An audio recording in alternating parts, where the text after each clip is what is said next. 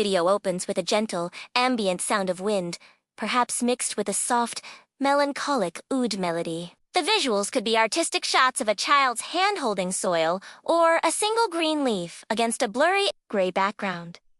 In the heart of Gaza, where the sky often weeps with a sound louder than laughter, and where shadows stretch longer than memories, there lived a young boy named Ameen. He was only 12 years old, but his eyes, clear and steady, held the quiet strength of 1,000 resilient souls. His world was a landscape of broken streets and silenced homes, a place where childhood dreams were often interrupted by the harsh realities of conflict. Yet Ameen carried something extraordinary with him every single day. Every morning, as the sun's first rays touched the fractured city, Ameen would walk through the familiar paths of rubble. He didn't carry toys or books. Instead, he clutched a small, worn-out bag filled with precious soil and a handful of even more precious seeds. His friends, playing amidst the debris, would often watch him with puzzled faces. "Ameen," they'd call out, their voices echoing in the quiet devastation. "Why are you planting trees here? Can't you see the tanks? Don't you see the rubble? Nothing can grow here."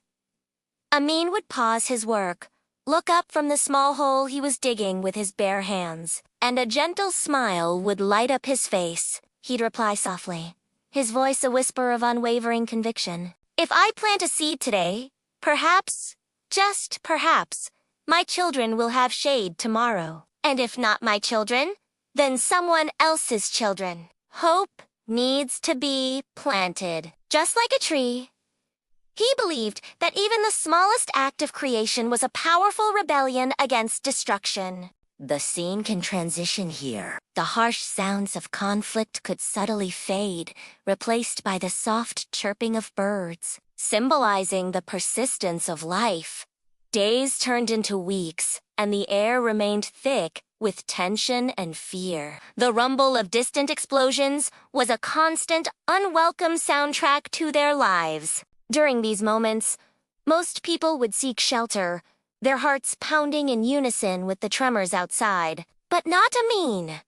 He would be found outside, using his small body to shield his tiny, fragile saplings from the dust and debris. His mother, her face etched with worry, would plead from the doorway, her voice trembling. "Ameen! Habibi! Come inside! It's not safe!" But Ameen, with a resolve that defied his age, would look back at her and say, "Ummi, my mother, how can I hide when my little plants need me? They are helpless.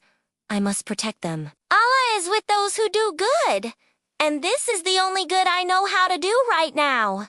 His faith wasn't just in his prayers, it was in his actions, in the soil under his fingernails. The music could swell slightly, becoming more emotional and hopeful. The visuals could show a time-lapse of a small sapling growing, with hands watering it.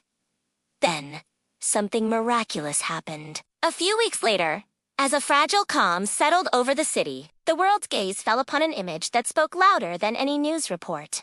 There, in the middle of the ruins, framed by concrete and sorrow, stood a small, vibrant, green tree. It stood tall, its leaves reaching for the sun, a defiant splash of life against a canvas of gray.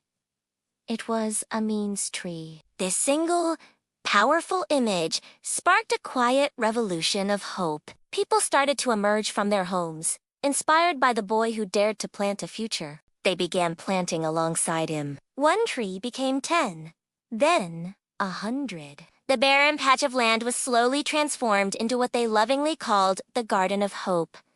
This garden became more than just a collection of plants. It was a living, breathing symbol. It was proof that no matter how dark the days become, no matter how deep the despair, faith, when nurtured, always finds a way to bloom. The closing scene could show a wider shot of the community garden, with people of all ages tending to the plants. The tone becomes inspirational and reflective. There is a profound teaching from our beloved Prophet Muhammad, peace and blessings be upon him, that captures the very essence of Ameen's spirit. He said, "If the final hour is about to be established and one of you is holding a sapling in his hand, then let him plant it. This powerful hadith isn't just about agriculture. It's a lesson in perpetual hope, in working for a better future, until the very last moment. Ameen, a young boy from Gaza, lived by this principle.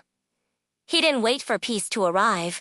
He planted it. He taught us all a timeless lesson, that even in the midst of war, even when the world seems to be ending, believers never stop building. They never stop planting seeds of hope for themselves and for generations to come.